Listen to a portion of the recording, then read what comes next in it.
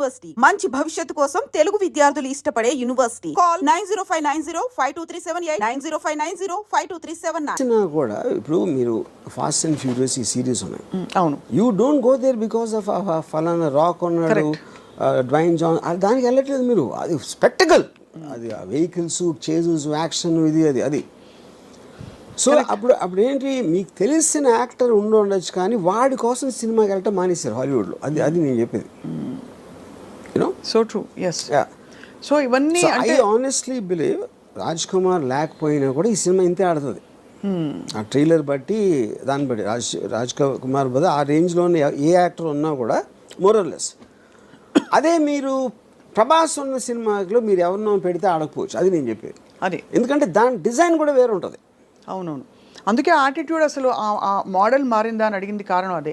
Because ఇంతవరకు మనకి తెలిసి మన స్టార్స్ ఎలివేషన్స్ లేకుండా స్టార్స్ అయ్యుండి బట్ ఒక ఎంఐ మిషన్ ఇంపాసిబుల్ సిరీస్ లాగా లేదు ఒక ఇలాంటి వాటిలో చూసిన సందర్భాలు చాలా తక్కువ.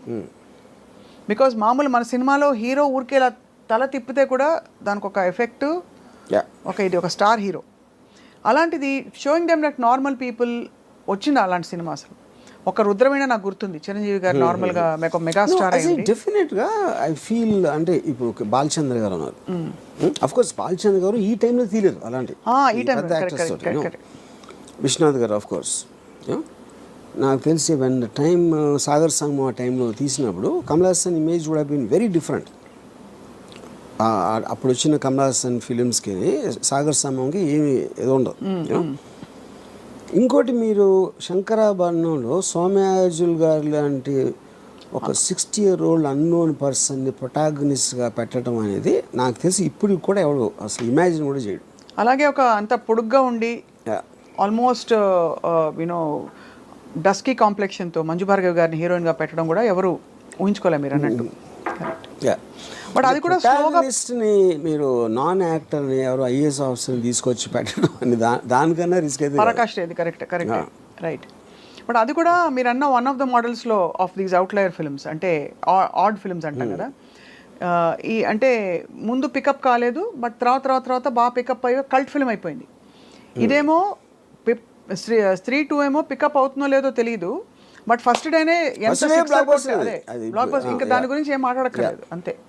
అంటే అలా ఉంది దాని మీరు చెప్తున్న కనెక్షన్. ఇంకోటి ఏమైంది, నిన్న దాంతో రిలీజ్ అయిన అక్షయ్ కుమార్ సినిమాకి 5 కోట్లు వచ్చాయి. 54 కోట్లు రాజ్ కుమార్ సినిమాకి వస్తే 5 కోట్లు అక్షయ్ కుమార్ సినిమాకి వచ్చింది. 5.5 కోట్లు అంతా జాన్ అబ్రహం సినిమాకి వచ్చింది అదే రోజు.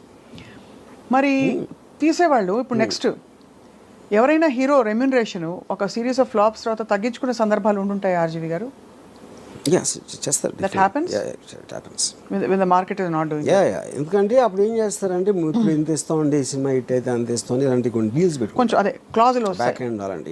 The reason I asked that is because majority of this major expenses that we are talking about, ఇప్పుడు మొన్న కల్కి వచ్చింది. It was actually a feast. వినడానికి ఒక అమితాబ్ బచ్చన్ గారు, ఒక సో అండ్ సో ప్రభాస్ ఉంటే అసలు చూడొచ్చా అని, దీపిక ఇంకోవైపు. బట్ ఆ సినిమాలో ఈ స్టార్ దీనికి రెమ్యూనరేషన్స్ చాలా అయి ఉంటాయి కదా. ఇప్పుడు అలాంటి సినిమా తీసి ఒక బ్యూటిఫుల్ అటెంప్ట్ అని మంచి పేరు తెచ్చుకుని బట్ రిటర్న్ ఆన్ ఇన్వెస్ట్మెంట్ చూసుకుంటే 500 కోట్లకి 150 ఎక్కువ రావడం బెటరా, లేదు ఇలాంటి ఒక కొత్త స్కూల్ ఆఫ్ థాట్ బయలుదేరి న్యూట్రలైజ్ చేసే ఎఫెక్ట్ బెటర్ అంటారా? ఇక్కడ ఒక డేంజర్ ఏంటంటే, అంటే అది డేంజర్ అనొచ్చు కాదు కూడా, డేంజర్ ఏంటంటే మీకు సంవత్సరానికి 150 సినిమాల్లో రేంజ్ వైజ్గా చిన్న సినిమాలు అని చెప్పుకునే 90% ఉంటాయి. దాంట్లో 90% ఫెయిల్ అవుతాయి. సో ఆ 10%లో మీ సినిమా ఉంటుందా అని తెలియదు కదా మీకు. అవును, but economy will run like that. అంతే. అది that is a fail safe. అప్పుడు మేము పెద్ద సినిమా చేసి అన్కంట్రోల్డ్ బడ్జెట్ ఎంత రెమ్యూనరేషన్ ఇచ్చినప్పుడు ఎంత పోవటానికి ఛాన్స్ ఉందో.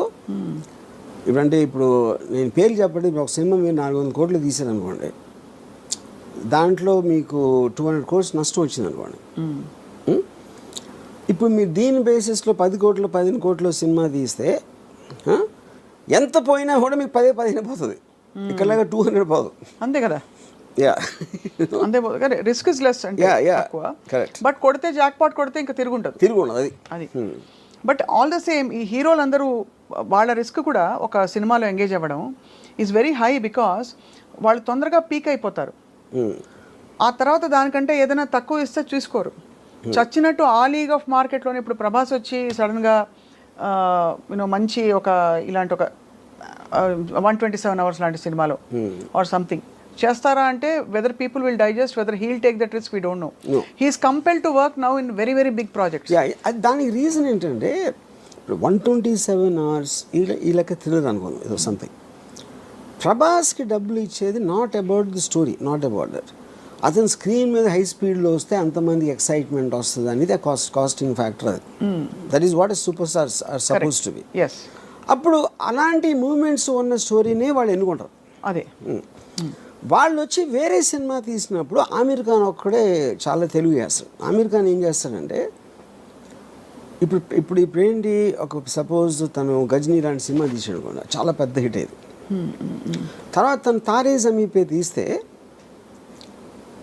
తారే జమీ పేలో చూస్తారా అది మంచి స్టోరీ, కానీ గజనీకి అలవాటు పడిన వాళ్ళు దీన్ని చూస్తారా అంటే దానికి ఆమీర్ ఖాన్ ఏం చేశాడంటే గజనీ నమ్మిన ప్రైస్లో 1/10 కమ్మాడు తారే జమీ పే.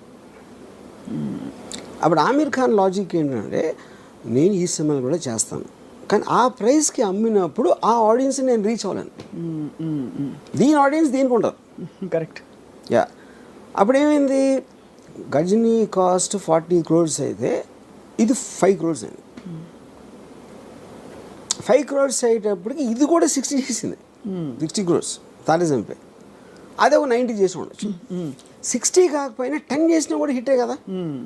అప్పుడు ఏంటి, మీరు ఎంత కాస్ట్ చేశారు ఎంత వచ్చింది చూసి 100 మంది 1000 మంది చూసారు అనుకోండి ఆ పెద్ద సినిమా, దాంట్లో 900కి నచ్చకపోవచ్చు, కానీ వాళ్ళు చూసారు, మీరు ఆ డబ్బులు అయితే మీకు వచ్చేసినాయి.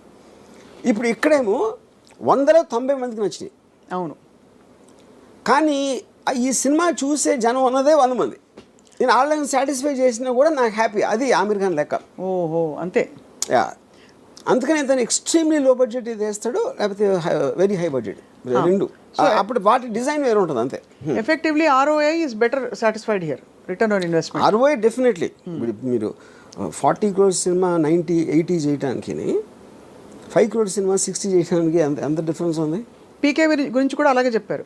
పీకే సినిమా రిలీజ్ అయినప్పుడు ఆమీర్ ఖాన్ ప్రొడ్యూస్డ్, దాని cost of production was much less than so many other films ఆ టైంలో వచ్చినవి ఆ లీగ్లో. సో బట్ ఇవన్నీ ఏంటంటే ఈ యాజ్ అన్ అనాలిసిస్ ఇదంతా హాలీవుడ్ స్టార్స్. ఇప్పుడు ఫర్ ఎగ్జాంపుల్ టామ్ హ్యాంక్స్ ఉన్నాడు, హీల్ డూ కాస్ట్ అవే, ఒకే యాక్టర్ మొత్తం ఐలాండ్లో ఒకడే ఉంటాడు. He'll do a very big budget of some other film. You know వాళ్ళు ఏంటంటే వాళ్ళంతా స్టూడియోస్ కంట్రోల్ చేస్తాయి, బయర్స్ ఉండరు. ఈ బయర్స్ మీడియేషన్ లెవెల్లో ప్రైసెస్ అనేది ఇది అయిపోతుంది. అప్పుడు PVR జానేతు జానేనా సినిమా, అదే ఒక 5 కోట్ల సినిమా, ఆమీర్ ఖాన్ మేనలుడు, ఆమీర్ ఖాన్ ప్రొడ్యూస్ చేశాడు. చాలా ఆమీర్ ఖాన్ ఏం చేశాడు, అది వాళ్ళు 35 crores ఆఫర్ ఇచ్చారు కొనడానికి.